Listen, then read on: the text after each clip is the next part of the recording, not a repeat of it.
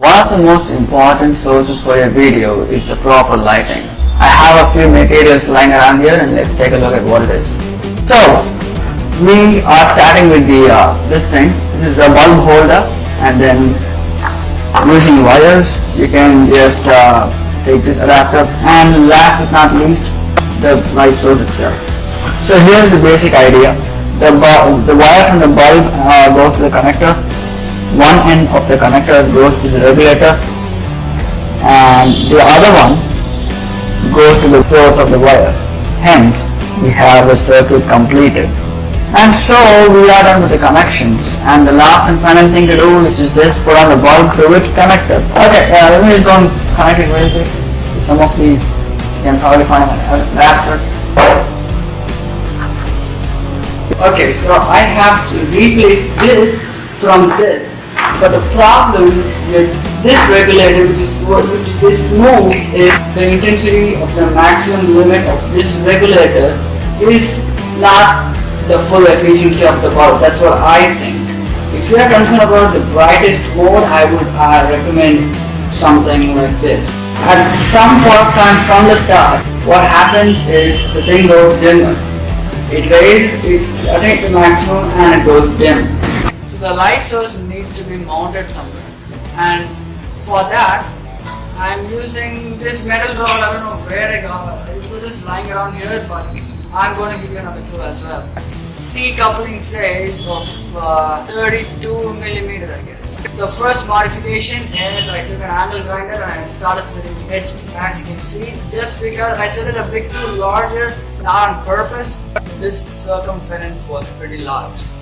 So I can't help it. So if you guys can make a smaller cut, that would be good as well. Just make sure that the wire housing can pass through this thing, because also you have to install this rod inside. The main purpose of this thing, the modification, is just to hold the light source in place. And also one more thing, if you can remember the black color bulb holder that I showed before, I took the base portion of it and I glued it inside. This thing suits perfectly as though it's been made for this. I didn't know until I tested with the holder itself. So right now, let's just explore. And so once you do that, your metal pipe should go through in without any disturbance and should lock in place. I have modified this T-coupling by slitting it through so that when I hinge it to the rod with the help of a hose clamp, this thing would shrink inside and would grip onto the rod firmly. And so now we will put this thing into the T-clamp that we modified with the slit. And you will have to put it straight, make it a little bit straight so that it just passes through one cavity parallel to the other. Alright, got this thing. Now all you have to do is put this thing right into it and spin it clockwise. Clockwise. Good. There we go. We are spinning. So you can work it. Hope it's working. And yes, it is working. So now we will take this rod, put it right into it. As you can see, this thing is sliding down.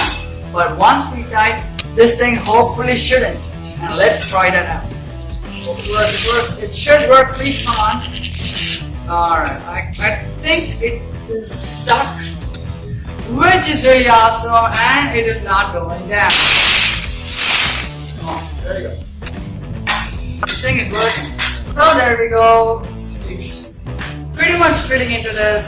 So now we will screw it even more. But already we have a good support here, but if in case this thing breaks out and drops the whole thing down, we cannot risk the breakage of the bulb, as it is quite dangerous. It is very dangerous. I finally got this in place. And one more thing, you can also put this thing over like this, like the golden one.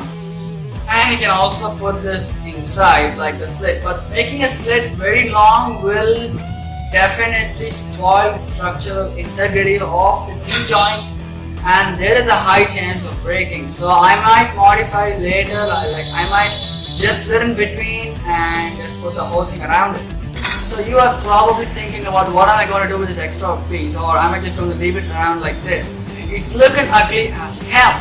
You can also use high quality sheet metal cutters for this, but I am using an angle cutter just because it's going to give an excellent finish. So for the light concentrator, a square paper of sheet of side 27 or 28 cm is used. From any corner of the sheet, draw a line at an angle of 70 degrees. Do the same at the adjacent corner. From the opposite side, draw a line parallel to it at a distance of 15 cm. Now cut it along the line and discard the smaller trapezium. You are also clear to cut it along the black line of the larger trapezium, and this is what we will be using for the concentrator panels.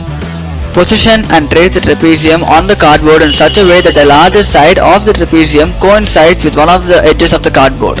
Trace in such a way that each one of them are at an angle of 90 degrees to the adjacent. In order to make the task simple, what I am doing is targeting on first completing the square with side equivalent to the short side of the trap.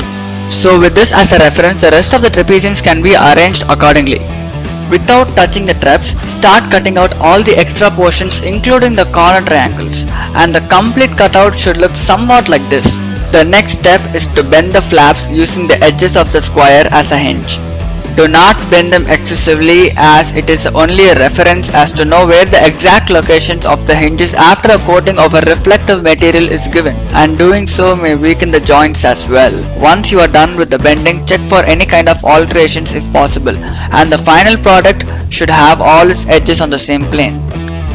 So for the reflective material, aluminium foil were used on either sides to provide sturdiness and as well as to concentrate the light source. Also keep in mind to be gentle with the foil, as it is very sensitive to physical disturbances. A small amount of involuntary force with your fingertip on the foil is more than enough to displace it from the position and spoil the whole concept of reflection. Now let's look at binding the flaps together.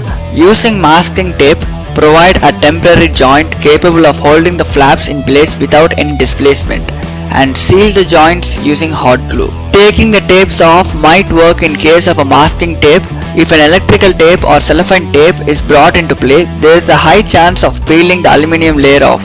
Well, in that case, not taking the tapes off should be a good option. In order to mount the square dish on the PVC, we will have to make a hole little smaller than the actual diameter of the T-joint to provide a tight grip. Try not to complicate the mount by making the cavity a bit wider. I think it's time to give the wiring for the mount we built before. Before you make the cavity for the wiring to pass through, make sure you take the holder off so that you don't drill through the terminals as well. Once the cavity is done, take the wiring from the circuit we built before through the cavity, connect it to the holder and screw it back in place. To fix the position of the regulators, hot glue and M-seal were used. I modified the aluminium rod in such a way that it is capable of holding the smaller one in between the cavity to provide the motion of a hinge by means of screws. To fix the leg onto the main system, I grooved at the end of a stick which I found was a good match that could slide into the rod.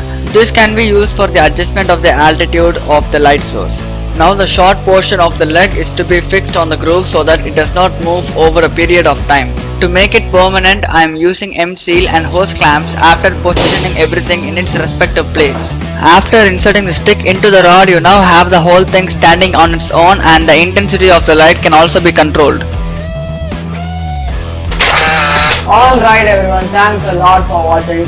Please give it a thumbs up if you like the video, and make sure you subscribe to the channel, turn the notifications on so that you never miss an update. And as usual, have a nice day.